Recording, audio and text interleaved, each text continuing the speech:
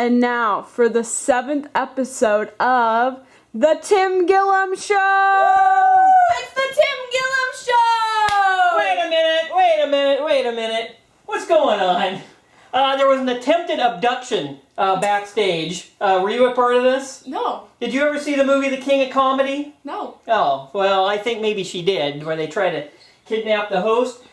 It's the Tim Gillam Show! That's the way the show is supposed to start, Alexis.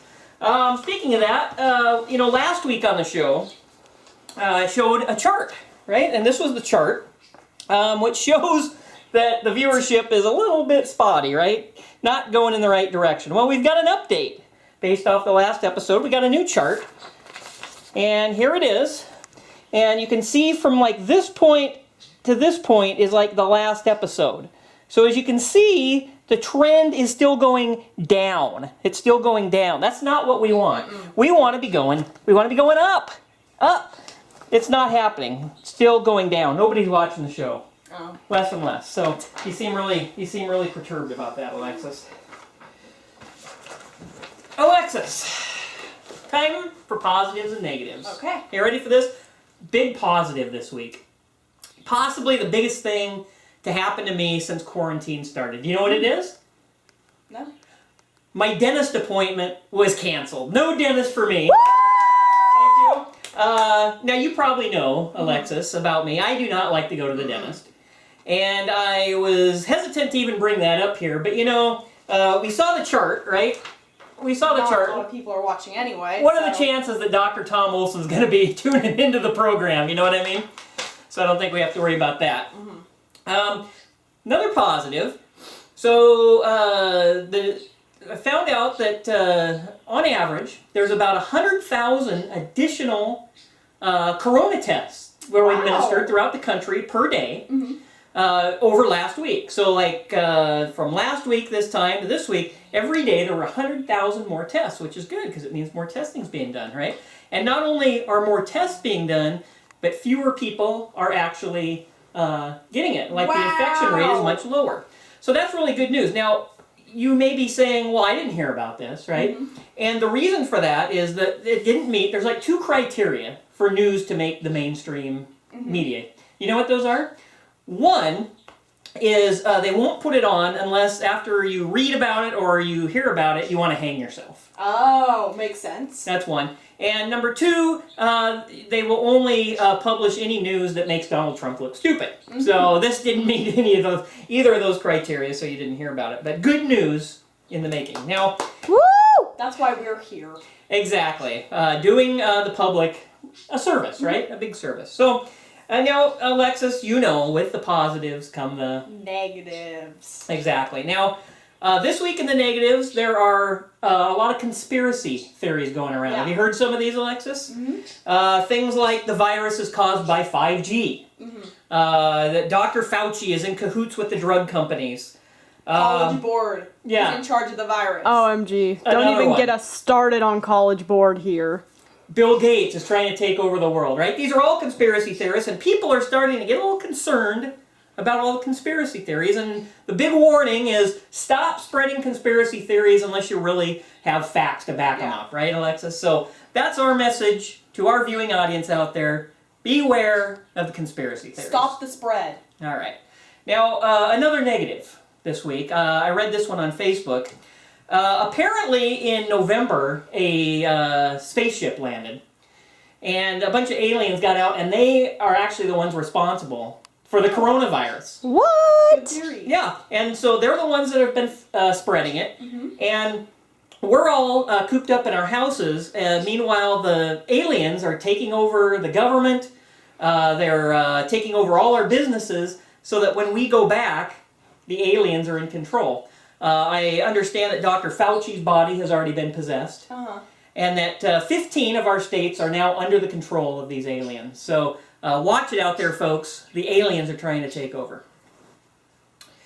All right, and then finally, I don't know if this is a positive or a negative, but Donald Trump says he is going to do everything in his power to have millions and millions of doses of the vaccine available, of the corona vaccine, by the end of the year. Now, I don't know if this is a positive or a negative because I am a little leery of vaccines. I don't know if you knew that. Anti-vaxxer. I don't necessarily think they're always the most healthy thing for us. And it doesn't give me a warm and fuzzy that they're rushing this to market, right? Yeah. So forgive me if I don't want like a horn growing out of my head for the rest of my life, right? Mm-hmm. So anyway, that's the update on vaccines. Now, Alexis, I understand that we have some viewer feedback from the last show. Can we talk about that? Kimberly Larson thinks that we should do a cooking show on the Tim Gillam Show. A cooking segment, yeah. Yeah. That's an excellent idea, Kim. Matter of fact, I'm the perfect person to do this because I'm pretty much the gourmet around this house, right?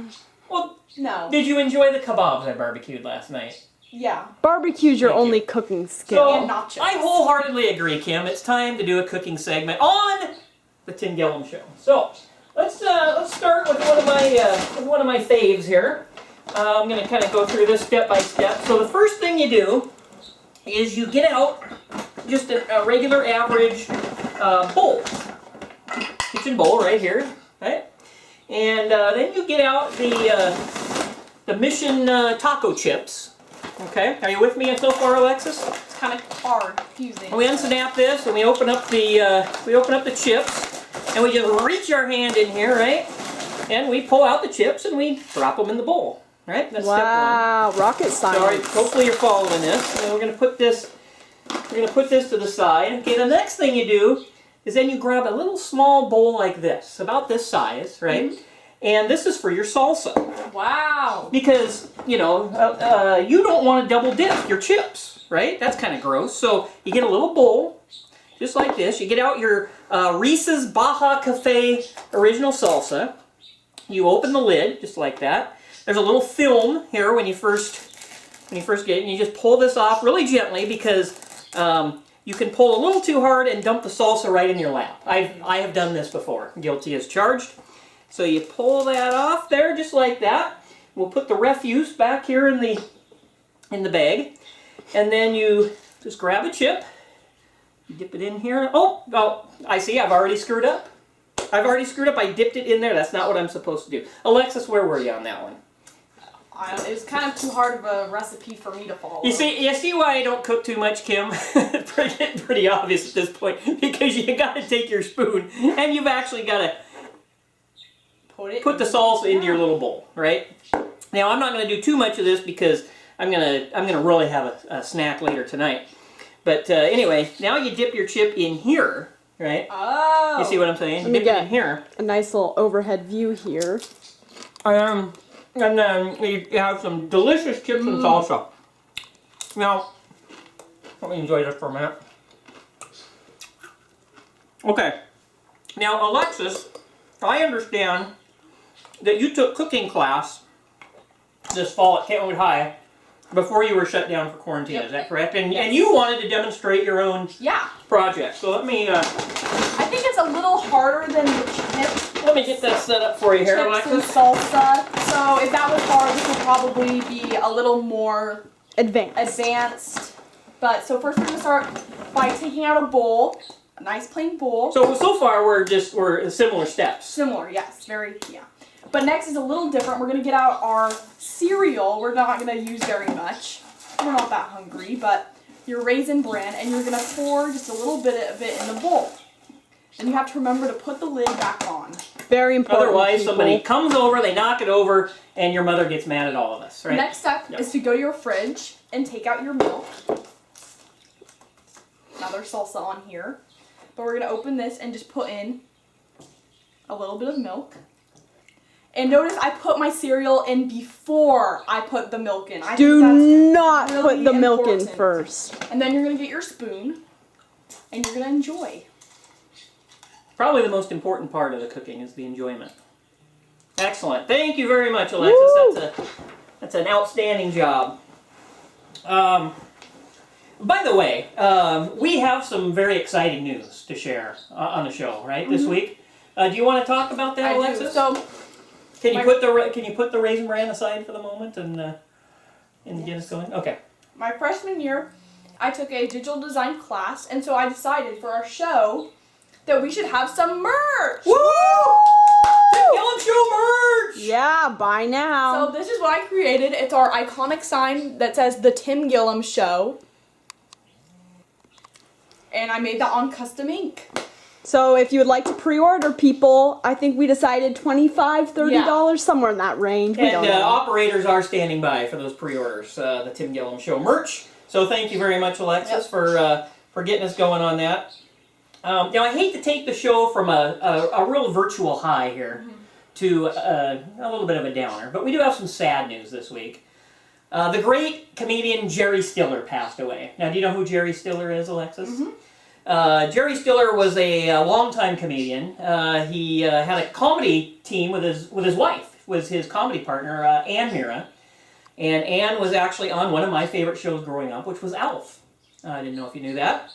And then Jerry Stiller probably became most famous for being on my absolute favorite comedy show of all time, Seinfeld, as Frank Costanza. Now, my favorite moment on the show is when they think George is dead. They think George is dead, and George Steinbrenner goes to the Costanza's house, and he explains to them that their son is dead, and Jerry Stiller, as Frank Costanza, goes back and says, "Why did you trade Jay Buhner?" Right? And then he leaves probably the most epic voicemail of all time. He calls Jerry, and he says, "Jerry, it's Frank Costanza. Mr. Steinbrenner's here. George is dead. Call me back."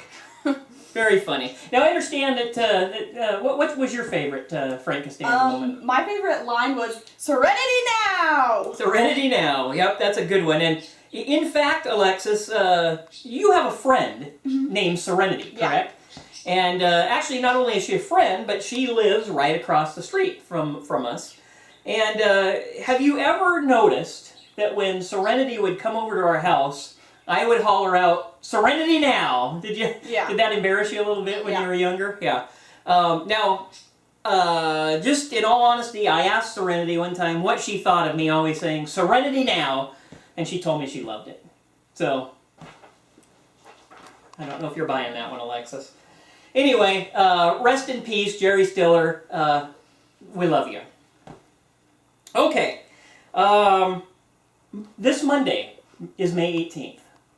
That is the 40th anniversary of Mount St. Helens blowing. Did you know this, Alexis? No. 40 years ago, this coming Monday.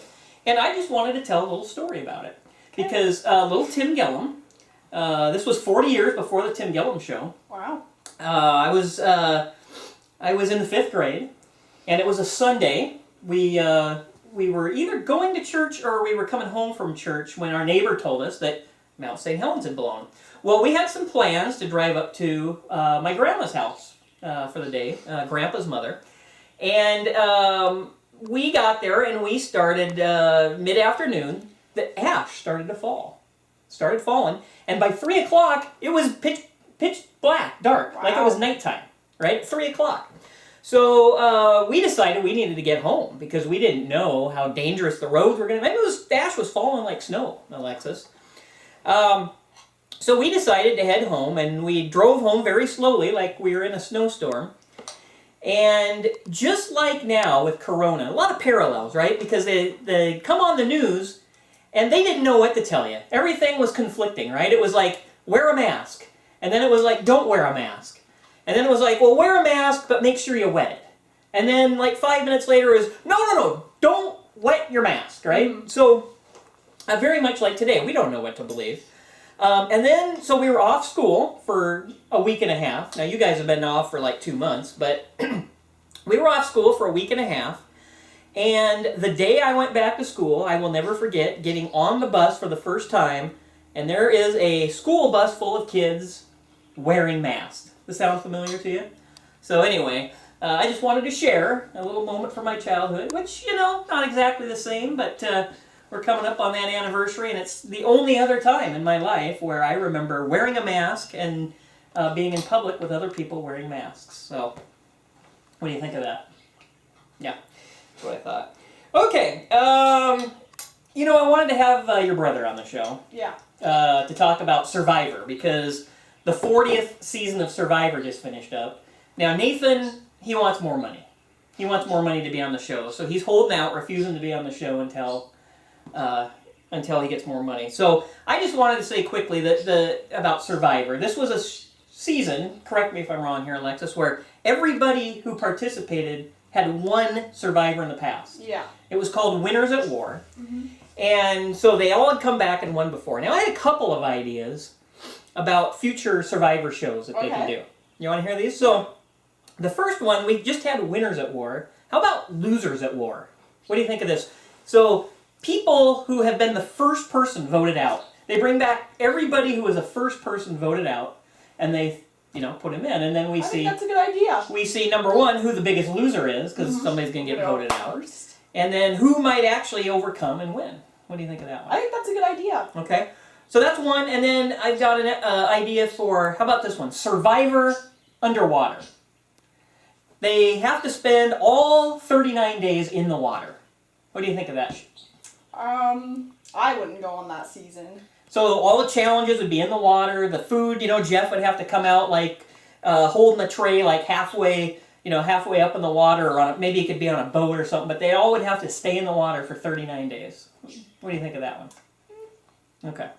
Alexis is full of ideas here. Do you have any ideas yourself, Alexis? No. No. But I would like to say, if Jeff is listening, some ideas for you.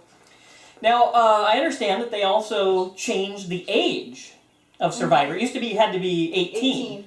And now they have lowered the age requirement to 16. Are you thinking about applying for the show, Alexis? I was thinking about it until I heard that there are rats and mice that nibble at you all night long. So I don't think I will be. Yeah, that doesn't sound like a lot of fun.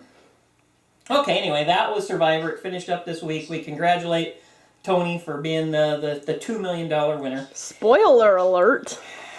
Well, I think you probably should know by now, don't you, Jenna? Okay, let's finish up the show with our favorite segment, A Moment in Sports History. This week on A Moment in Sports History, we're going way back.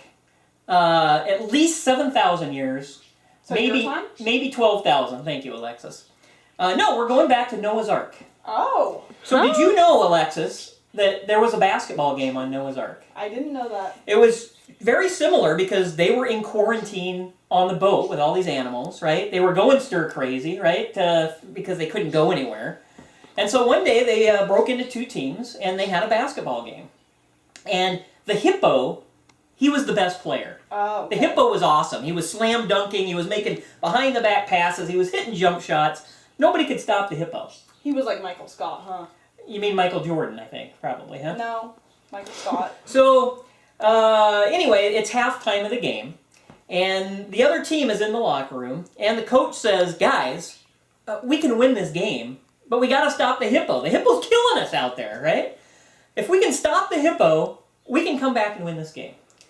So they come out in the second half, and the first thing, the hippo gets the ball, and he drives the lane, and he goes up for this slam dunk, and out of nowhere, a centipede comes up and swats his shot away. Wow. Centipede's team gets the ball, they go down, they score a bucket. Well, the hippo, he got angry, and he gets the ball, and he dribbles down, and the centipede just swipes the ball from him. They go down, pass it down, centipede's team scores again. This happens all half, right? The centipede is blocking shots, he's stealing the ball from the hippo, wow. He's making passes, he's doing everything he can. The centipede's team comes back and wins the game on Noah's Ark. So they're in the locker room after the game, and they're celebrating, the centipede's team, and the coach of the winning team gets up, and he says, "Great job, guys, great job." He says, "I just have one question." He looks at the centipede, and he says, "Where were you in the first half?" Yeah. And the centipede says, "I was tying my shoes." Hey, we'll see you next time on the Tim Gillam Show. Thank you.